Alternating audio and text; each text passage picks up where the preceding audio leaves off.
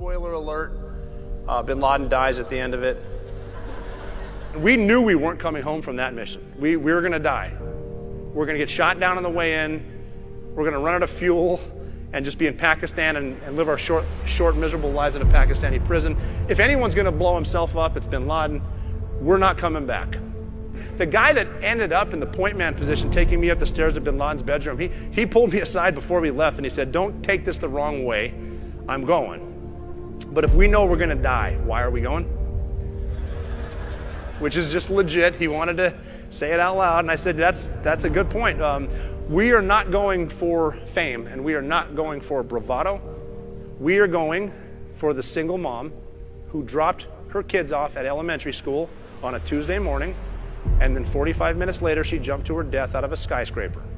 Because that was a better alternative than burning alive, because it's 2,500 degrees inside. And her last gesture of human decency was to hold her skirt down so nobody could see her underwear as she committed suicide. And she didn't want to do any of that. She wasn't supposed to be in the fight. We're supposed to fight. That's why we're going. We were a week and a half into planning that big mission. We had some of the best minds planning the mission to kill Bin Laden, and we rehearsed the perfect plan over and over and over every day with real helicopters on a real training site, 14 hours a day, and then afterwards we talk about it around a table with a replica. And one night, the boss said, "All right, guys, what's the worst thing that could happen?" And the youngest guy in the room said, "Well, hey, the helicopter could crash in the front yard." He's like, "What? I mean, can we talk about that for 20 seconds? And that happened.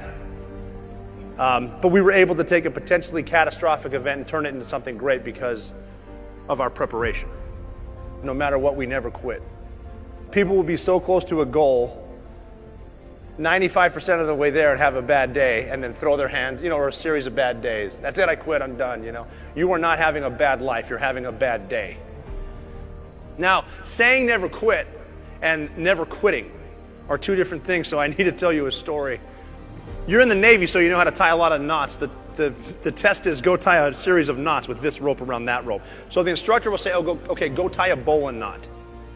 So you hold your breath and swim down there, tie a bowline knot, and you back off.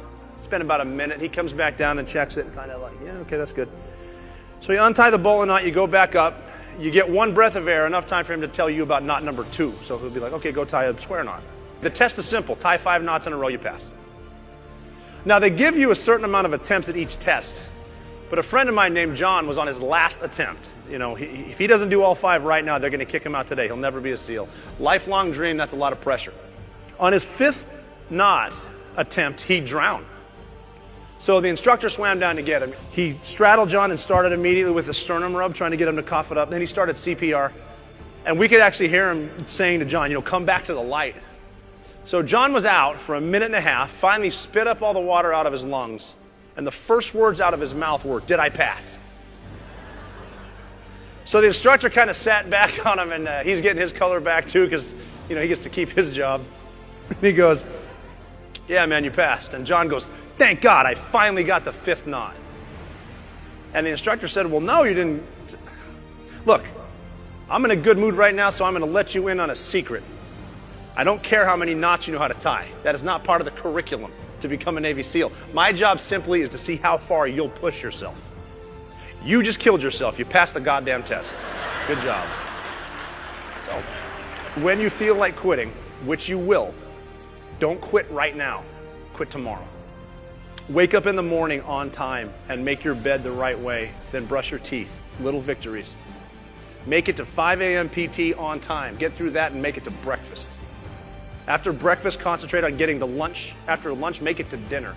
After dinner, do everything you need to do to get back in that bed. No matter how bad your day was, you get a fresh start tomorrow because your bed was made right.